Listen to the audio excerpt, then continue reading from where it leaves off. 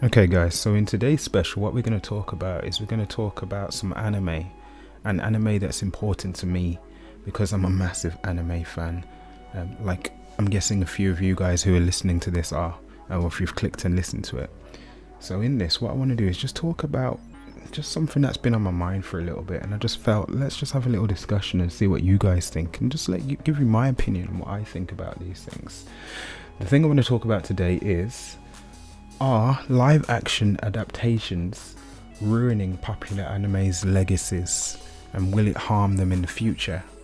The first one I'm going to talk about is Dragon Ball. And not Dragon Ball Super, not Dragon Ball Z, just Dragon Ball, because Dragon Ball was obviously the beginning. It was Toriyama's first creation, and it's the thing that they based Dragon Ball Evolution on. That film that we're going to obviously talk about at this point. Dragon Ball Evolution is the creation of Fox. Basically they bought the rights of Toriyama and they made this film, and it's just not really exactly what I would want to see with the characters that I love and hold so dear. You know, they didn't really portray Goku as Goku should have been portrayed. Other characters like Bulma didn't look really like they should. You've got Piccolo, the interesting Piccolo that they chose for this film,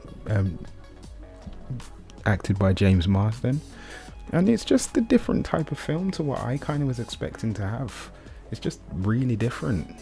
You know, some of the creative decisions that were made with the film ultimately hurt it. You know, you could throw all the money you want at the film, and that's what they did. They did throw the budget at it. They threw a couple of, not that it's that great, but compared to some of the other things on this list, as you'll see, in terms of graphics, it's not actually that bad. But it just wasn't what we were expecting, and it just leaves a bit of a sour taste in your mouth when you talk about Dragon Ball and its legacy, or if you talk about Dragon Ball, Dragon Ball Z, or Dragon Ball Super. When you refer to the fact that there is actually a live action adaptation out there, it just leaves a bitter taste in your mouth.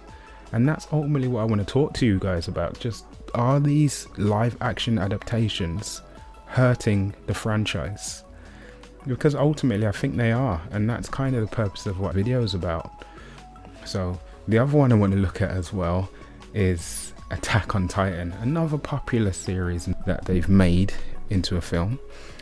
The series was really well received, and off the back of that, Japan decided to make it into a live action film.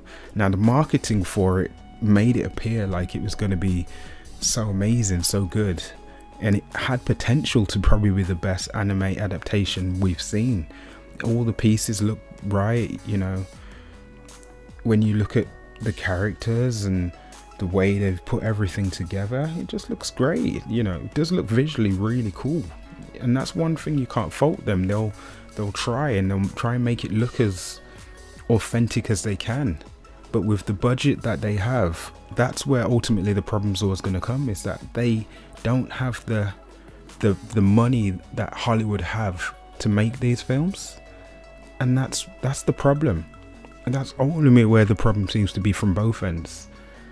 They don't have the budgets to make these things look as clean or as amazing as they could be.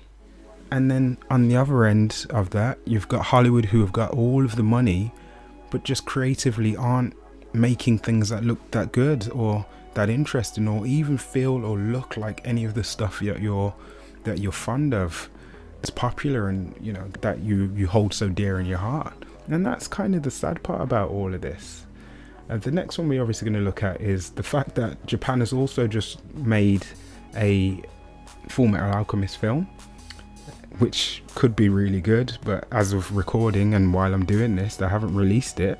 But the trailers, again, just aren't really selling the film to me. I mean, you know, the brothers look okay in the film, I guess. Al looks pretty cool. I like the fact that they've gave him his look. That's pretty cool for what they've done. But again, the person playing Eric just looks like he's got a dodgy wig on, and it's like that's the problem. It's all looks so low budget. It's probably not that low budget, but it just looks it. And the problem is, when you get to watching some of these films, that's what's ultimately going to hurt it.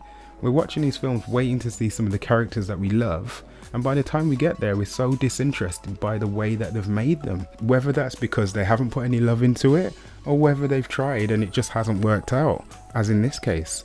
I'll reserve judgment because I haven't seen the film, and when I watch it, then I'll obviously give a review on what I actually thought of the film. But just at this point, it doesn't look bad, because the characters still look like the characters, but just in terms of authenticity, yeah, you know, it's always going to be hard obviously translating anime to the real world, and that's sometimes again the problem that we have. But it's just setting up this stream of things that seem to keep happening now. Comic book movies became so popular that everybody's obviously trying to jump on the trend, the next big wave, and maybe that is animes and maybe mangas. I don't know, but this seems to be where we are, because what we just recently had, we had the Ghost in the Shell movie that came out, and it bombed, and obviously there was a lot of controversy surrounding Scarlett Johansson's casting of the Major, but that's just a casting decision. I mean, the film itself isn't down to the actress herself, it's the way they've made the character, the deeper meanings, the things that they obviously have in the story that they've just taken out. They've taken all of the deep meaning out of it. Visually it looks cool, and again, that's what I've been trying to state from the start of what I was saying here. It's just that they've got all of the pieces and they know how to make things visually look cool, but it just doesn't have any heart to it. It really doesn't. I mean, a lot of the stuff that you enjoy from the film gets taken out, and it's such a great film, and then you're left with all of these things that are probably just left on the cutting room floor. Characters like Bato still look cool in the film. The Major herself doesn't look too bad. Maybe I wouldn't have cast Scarlett Johansson because of her being Scarlett Johansson. That probably could be a bit of a problem, but there's just these things that just probably aren't helping it as a film. But I don't know, these are questions I haven't got the answers to. But they tried. I don't think they were successful with it, but they did try in their own way. And that takes us on to another one, and this is again part of all of this conversation. Death Note. Now, Death Note was something that came out a few years ago, and I absolutely loved this story. I think it was just so cool, the idea of this cat and mouse thing that Light is having with L, and the whole idea that we're actually interested in seeing him win, even though he's actually the villain. We're watching everything and seeing everything from his perspective.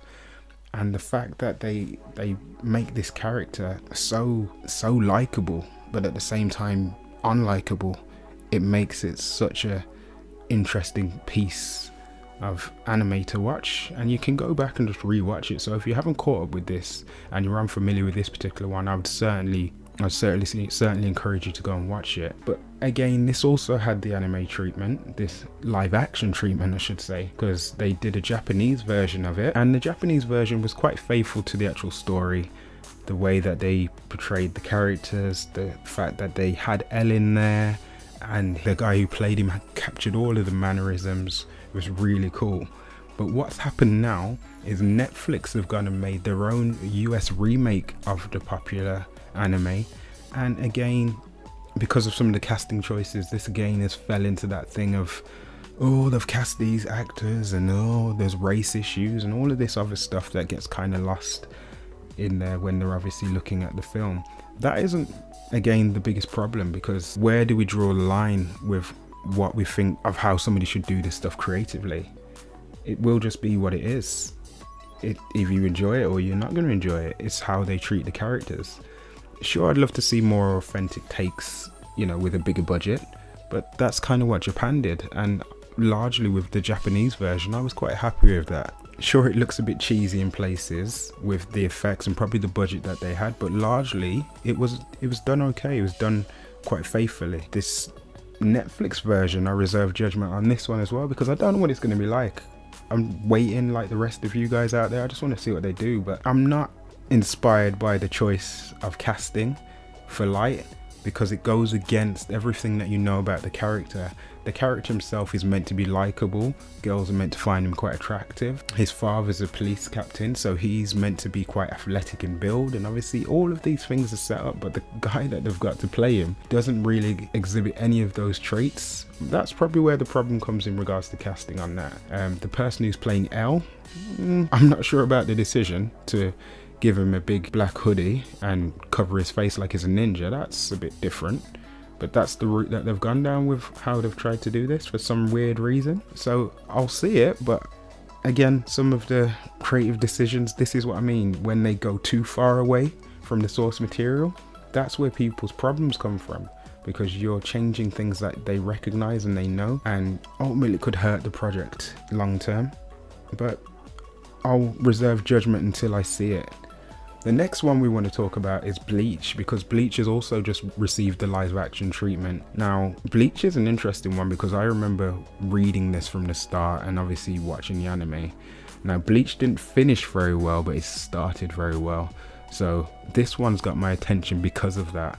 It didn't finish great, but the start was really good and the arcs that they had. But I'm just wondering, how far into it do they actually go? How far do they take Ichigo? You know, are we just dealing with Karakuna Town? Are we going to take it into Soul Society? Is it going to be the Rukia rescue mission? How far do we go? I mean, I want to see the effects. I want to see some of the hollows. I want to see his hollow state, whether we get any of that stuff. Will we get to the fight with Byakuya? You know, will we get to seeing him with a Bankai? There's all of these questions, so this one's actually got my attention. It's on my radar. It's out of all of the anime that I've kind of talked about and obviously just looked into, this one seems to be on my radar at the moment as quite an interesting one that could actually work for it. There's a lot of grounded elements to at least the start of Bleach, because a lot of it takes place in Karakuna Town while we learn about the characters, and while Ichigo learns about being a Shinigami. That could really play out quite interesting. The trailer itself wasn't too bad, and the guy playing Ichigo looks okay enough, I guess. But again, we'll have to wait and see the finished product. But it's just a whole wave of all of these properties that are coming out right now, and we're just getting all of these versions of things that we're familiar with, but done in a way that perhaps I'm not sure they should be doing with it. You know, maybe they're taking too much creative license. And Japan are obviously making versions of their own properties now in this live action version, but how long before that starts coming over to the Western culture, where they're doing like what they've done with the Netflix Death Note, and that becomes the new norm, and things that we love get taken and put in a way that aren't going to be really familiar and kept faithful to the fans. Which brings us to One Piece. Now, One Piece has just been signed up to have a US TV series created out of it. Now, I'm not sure how to feel about that, because I love One Piece. It's such a great story, and the budget that you would actually have to have for a series like this is just going to have to be amazing. Like, every episode is going to have to cost a couple of million, because you've got to get all of these elements. Even Luffy is just a character on his own. The things that you need to make this actor be able to do with that character, it blows the mind. But I'm interested to see what they do. I just hope they keep things faithful, and in the long term they don't ruin the legacy of the animes and the things that we're actually enjoying right now. Again, with Cowboy Bebop, massive series, massive cult following, same thing there. You know, they're going to turn it into perhaps a film or a TV series. I remember a few years ago, Keanu Reeves was attached to be part of it. Now, at the time, you know, I looked at it and went, yeah, it's not the worst idea, because obviously he's got some acting chops and he knew a bit of kung fu from obviously his days of doing The Matrix. So I wasn't overly angry at the idea of that, but some of it makes you scratch your head a little bit. So I don't know. I'm interested, but at the same time, I'm just worried about whether all of this stuff will hurt the stuff that we love and the animes that we love long term, and kind of just leave that bitter taste in your mouth, like when we talk about Dragon Ball Evolution. And is that ultimately what a lot of these things are going to do? They're going to just leave us going, yeah, I love the anime, but those live action films, man, were they terrible. Let me know what you guys think. Is this something that I'm probably just overthinking? Or is there cause for concern about what they're going to do, the properties, and should we just let it be? You know, we can't really do anything, but I'm just interested to kind of hear what you guys think. Give me some feedback. Let me know what you think.